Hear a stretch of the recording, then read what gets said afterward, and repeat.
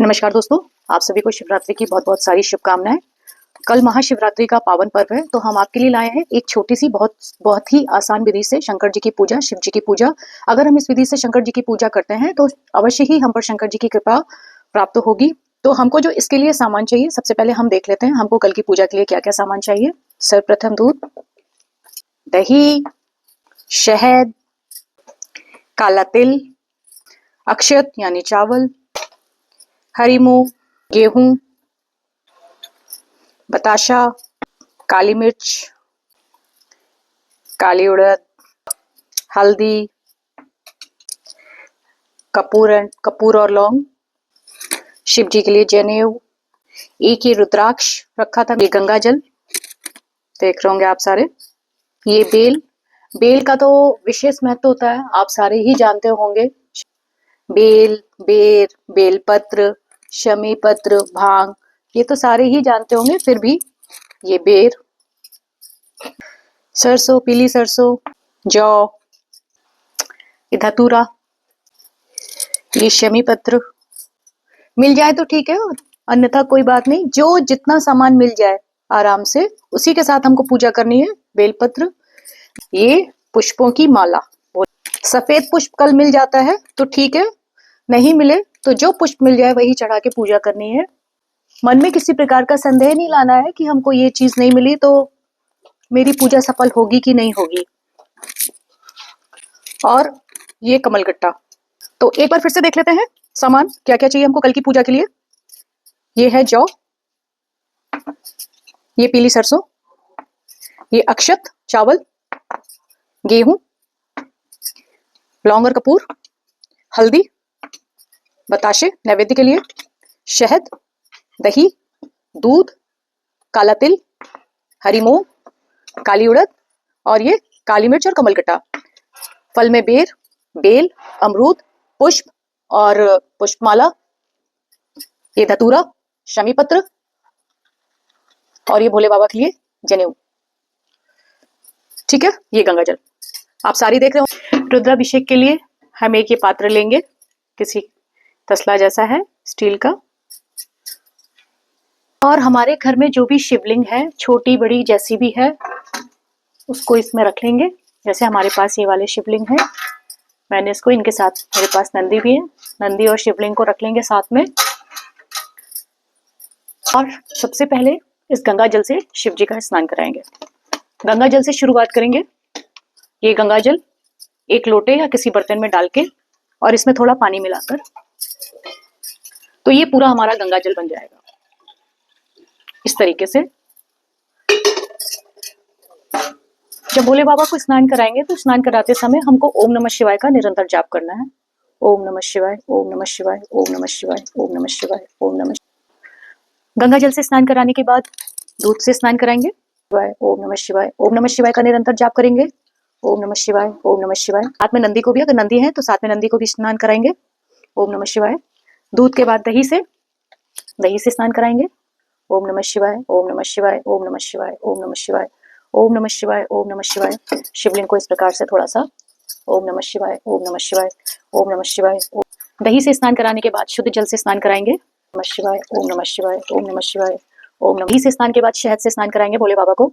ओम नमः शिवाय, ओम नमः शिवाय, ओम नमः शिवाय, ओम नमः शिवाय, ओम नमः शिवाय, ओम नमः शिवाय, ओम नमः शिवाय। साथ में नंदी को भी करवाएंगे। ओम नमः शिवाय, ओम नमः शिवाय, ओम। शुद्ध जल से स्नान करवाएंगे। ओम नमः शिवाय, ओम नमः शिवाय, ओम नमः शिवाय, ओम नमः शिवाय, ओम नमः शिवाय, ओम नमः शिवाय। अब इसके बाद जो हमने हल्दी दिखाई थी आपको, हल्दी रखी थी। हल्दी ऐसे तो भोलेनाथ को नहीं चढ़ाई जाती, लेकिन महाशिवरात्रि पर हल्दी का एक विशेष उपाय होता है। जिन कन्याओं की शादी नहीं हो रही है या जिनके घर में विशेष प्रकार की कोई दिक्कत है, अगर वो शिवरात्रि के दिन हल्दी से भोले बाबा को स्नान कराते हैं और हल्दी का टीका लेके उस कन्या या को जो भी समस्या होती है विवाह की, उसको लगा दे तो उसकी विवाह ना होने की समस्या जो है समाप्त हो जाती है। तो इस प्रकार से हल्दी से जो है भोले बाबा को इस तरीके से स्नान कराएंगे। ऐसे हल्दी लगाएंगे भोले बाबा को। जय भोले बाबा, सबका कल्याण। और इसी में से ये ऐसे टीका लेके हाथ में अलग से किसी भी उसमें, ये यहाँ से शिवलिंग से या इस स्थान से इस तरीके से हाथ में टीका लेके उस कन्या को अगर लगा देंगे, तो अगर उसके विवाह में कोई प्रॉब्लम आ रही है, कोई दिक्कत हो रही है, तो उस कन्या का विवाह शीघ्र ही हो जाएगा। शुद्ध जल से एक बार शिवलिंग को अच्छे से स्नान करा लेंगे, साफ कर लेंगे, साथ में नंदी को भी। तो ये छोटा सा रुद्राभिषेक है, बहुत सिंपल सा, कुछ नहीं, दूध, दही, शहद, हल्दी, इन सब के साथ। तो ये शंकर जी का स्नान हो गया है। अब शंकर जी को इसमें से निकाल लेंगे, साफ कपड़े से पोंछ के। तो आप लोगों को विशेष एक बात का ध्यान रखना है, शिव जी को नहलाने वाला जो ये जल है, इसको किसी नाली में नहीं फेंकना है। अगर आपके घर में पौधे हैं तो पौधे में डाल दीजिए, अगर पौधे नहीं है तो कहीं बाहर पार पे मिट्टी में किसी भी पेड़ में जाके डाल दीजिए, पर ये नाली में नहीं जाना चाहिए। वैसे तो इसको प्रसाद के रूप में भी बांटा जा सकता है। एक तरीके से ये शिव जी का पंचामृत बना है। शुरू करते हैं शिव जी की पूजा। एक पीला आसन बिछाकर भोले बाबा को विराजमान करते हैं।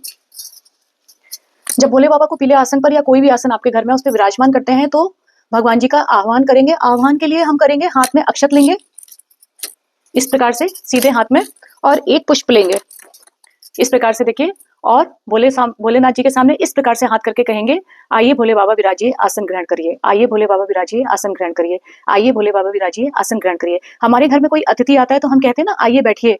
तो ऐसे जब भी हम भगवान जी को आसन पे बिठाते हैं तो ये हम अवश्य बोलते हैं।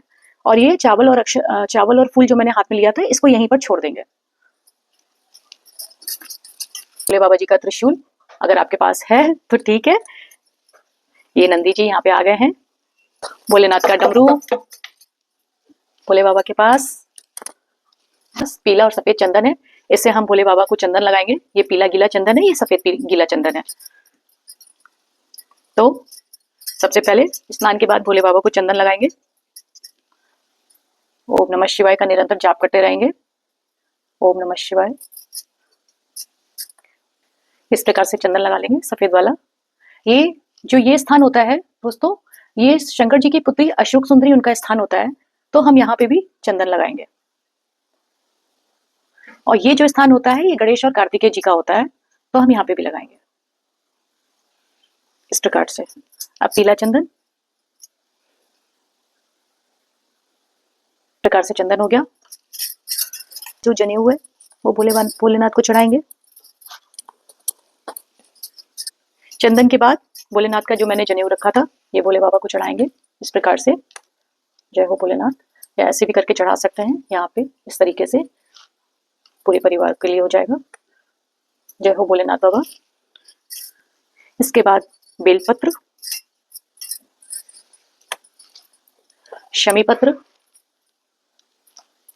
धतूरा, ऐसे लगा लगा के ना यहाँ पे रखते जाएंगे, क्योंकि सारी चीजें तो आएंगी नहीं, इतनी सारी चीजें आज के दिन चढ़ानी होती है। ऐसे भोलेनाथ को लगाएंगे, स्पर्श कराएंगे और नीचे रख देंगे। पुष्पमाला, सफेद पुष्प, अगर मिल जाए तो ठीक है, नहीं मिल जाए तो कोई बात नहीं। सफेद पुष्प के बाद जो मैंने रुद्राक्ष रखा था, ये रुद्राक्ष। जय भोलेनाथ बाबा, स्वीकार करो, ग्रहण करो। इसके पश्चात हम फल चढ़ाएंगे। फल में सबसे पहले बेल या कोई भी फल चढ़ा सकते हैं। जय हो भोलेनाथ बाबा, एक बार शिवलिंग से लगाएंगे और नीचे रख देंगे। एक बात का भी ध्यान रखें, कई लोगों को हमने देखा है मंदिर में जाके शिवलिंग के ऊपर फल चढ़ा देते हैं। इसके ऊपर फल हम कभी भी शंकर जी के ऊपर नहीं चढ़ाया जाता है। फल हमेशा जो है अर्घा में रखा जाता है। अगर अर्घा में स्थान नहीं है तो शिव जी को स्पर्श करा के नीचे रख दीजिए, शिव जी वहां से भी ले लेंगे। तो ये बेल स्पर्श करा के मैंने नीचे रख दिया है। बेल का विशेष महत्व होता है, जैसे कि मैंने आपको पहले भी बताया था। और बेल के साथ महाशिवरात्रि के दिन जो सबसे बड़ा उपाय है वो होता है 7 बेर का। ये देखिए मैंने यहाँ पे 7 बेर ले रखे हैं। ये 7 बेर अगर आपको भी मिले तो कल के दिन शिव जी को 7 बेर जरूर चढ़ाना चाहिए। हमारे बागेश्वर धाम गुरुदेव और हमारे प्रदीप मिश्रा जी बताते हैं कि 7 बेर चढ़ाने से हमको जो भी शरीर में रोग होती है, जो भी परेशानी होती है, इस बेर को शिव जी को चढ़ाने से हमारे सारे कष्ट दूर हो जाते हैं। तो देखिए दोस्तों, इसमें कोई भी दिक्कत नहीं, बेर तो आजकल खूब मिल रहे हैं, आराम से शिव जी को चढ़ाइए। जय हो भोले बाबा, जितने शिवलिंग पे आ जाएं उतने रख दीजिए, बाकी के नीचे रख दीजिए। जय भोलेनाथ बाबा। ऐसे बेर चढ़ा देने हैं। ये मेरे पास रुद्राक्ष की माला थी, रुद्राक्ष की माला भी चढ़ा देंगे त्रिशूल से लगाकर। ये मैंने आपको जो अनाज दिखाए थे, ये मैंने सारे यहाँ पे रख रखे हैं कटोरी में, आपको दिख रहे होंगे। ये देखिए इस प्रकार से। इन सब अनाजों का अपना अलग अलग महत्व है। आप चाहें तो इन अनाजों को थोड़ा थोड़ा करके एक जगह एकत्रित कर सकते हैं। हर एक खाली पात्र में थोड़ा सा गेहूं, थोड़ा सा तिल, थोड़ा सा जौ, थोड़ा सा काली मिर्च चना, काली मिर्च, कमलगट्टा, काली उड़द, पीली सरसों, अक्षत, हरा मूंग और ये ये तो अभी इसकी तो दीपक जलाना है, ऐसे आरती करेंगे। तो ये सब एक करके हम शिव जी पर चढ़ा सकते हैं। देखिए मैंने ऐसे सबको एकत्रित कर लिया है, क्योंकि शिवरात्रि में मंदिर पे बहुत भीड़ होती है, हम एक एक करके चीजें नहीं चढ़ा सकते। तो हमको क्या करना है कि सारी चीजों को आज ही बैठ के इसको सबको थोड़ा थोड़ा मिला लेना है। सारी वस्तु जितनी आप देख रहे हैं, सारी ये वस्तु हमने एक साथ इसमें हाथ में मिला लिए। और शिवलिंग पे हमको जो चढ़ाने का तरीका है वो इस प्रकार से है कि हम ऐसे मुट्ठी बंद करेंगे, और देख लीजिए आप लोग, कल आप लोगों को जो करना है, और इस प्रकार से देखिए, इस प्रकार से भोले बाबा के ऊपर रख देंगे ऐसे। ये देखिए, आशा है आप सबको समझ में आ गया होगा।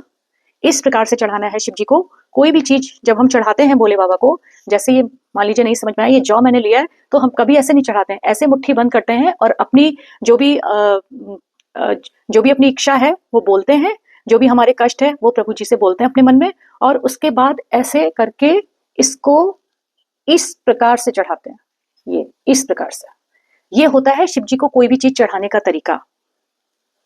तो जौ चढ़ाने से हमारे घर में सुख समृद्धि का निवास होता है।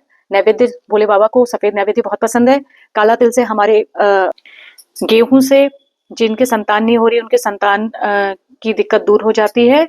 कमलगट्टा, काली मिर्च हमारे पितृदोष को कम करता है। काली उड़द हमारे चढ़ाने से हमारे घर में जो भी अशांति और नकारात्मक ऊर्जा घूमती रहती है, उसके जो भी हमारे ग्रह में दोष होते हैं वो शांत होते हैं। पीली सरसों माँ लक्ष्मी को बहुत प्रिय है। पीली सरसों चढ़ाने से हमारे घर में लक्ष्मी का वास होता है। चावल, सफेद चावल चढ़ाने से, अक्षत चढ़ाने से भी हमारे घर में लक्ष्मी का वास होता है और हमको जीवन में सफलता मिलती है। हरी मूंग चढ़ाने से हम जो भी कार्य करने जा रहे होते हैं, अगर हम शिव जी को कार्य करने से पहले हरी मूंग चढ़ाएं तो उसका हमें विशेष फल प्राप्त होता है, हमको अपने किसी भी कार्य में सफलता प्राप्त होती है। इसके बाद हम आरती करेंगे। जय शिव ओमकारा। आप चाहें तो 108 बार ओम नमः शिवाय का मंत्र या ओम त्र्यंबकम यजामहे आप लोगों को शुद्ध आता है तो कर लीजिए रुद्राक्ष की माला से। अगर नहीं आता है तो ओम नमः शिवाय का 108 बार जाप कर लीजिए। इसी से हमारे भोलेनाथ बहुत प्रसन्न हो जाएंगे और हमारे पास जो भी चीजें हैं उनसे ही हम पूजा करेंगे। जो नहीं है उसके लिए कोई दिक्कत मतलब उसके लिए परेशान होने की आवश्यकता नहीं है। ऐसा नहीं है कि हमारे पास ये चीज नहीं है तो भोले जी हमसे प्रसन्न नहीं होंगे। बस श्रद्धा से, भाव से, प्यार से हमको भोले बाबा जी को अर्पित कर आरती। ये लौंग और कपूर हम इसलिए जला रहे हैं कि हमारे घर में जितनी भी नकारात्मक ऊर्जा है इस लौंग के माध्यम से वो सब दूर हो जाएगी, कपूर के माध्यम से सब दूर हो जाएगी, और घर में जितनी भी गंदी स्मेल है लौंग और कपूर जलाने से वो भी दूर होती है। इसलिए पूजा में हम लौंग और कपूर को जलाते हैं, जो कि हमारे बागेश्वर गुरु जी हमेशा कहते हैं लौंग और कपूर हमेशा हमको अपने घर में जलाना चाहिए। ओम नमः शिवाय, ओम नमः शिवाय। इस प्रकार से अपनी आरती, जो भी आपको आरती आती है वो आरती करेंगे। तो आप लोग देख लीजिए एक बार फिर से सारा कुछ। तो आशा है दोस्तों आपको हमारी ये पूजा विधि पसंद आई होगी। सारे सामान के साथ, सारी सामग्री के साथ छोटा सा रुद्राभिषेक और छोटी सी पूजा विधि हमने आपको महाशिवरात्रि के लिए बताई है। तो अगर आपको पूजा पसंद आई है तो अपने चैनल अनुजा वाइब्स को आप लाइक, सब्सक्राइब, कमेंट जरूर करिए। और अगर आप अपने कोई सुझाव देना चाहते हैं तो हमें अवश्य दीजिए, हमें भी कुछ और सीखने को मिलेगा। और आप अगर हमसे कुछ पूछना चाहते हैं तो कमेंट बॉक्स में कुछ भी लिख के हमसे पूछ सकते हैं। हम कोशिश करते हैं कि अपने सारे दोस्तों के प्रश्नों का हम जवाब दे सके, और हम देते भी हैं। बाई चांस अगर कोई रह जाता है तो उसके लिए हम क्षमा चाहते हैं। तो कल के लिए आपको महाशिवरात्रि की बहुत सारी शुभकामनाएं। आपका दिन शुभ हो, मंगलमय हो। भोलेनाथ जी आप सबकी रक्षा करें, महादेव जी आप सब पर अपनी कृपा बनाए रखें। तो हमको कल महाशिवरात्रि की पूजा इसी प्रकार से करनी है। नमस्कार। जय भोलेनाथ बाबा की जय।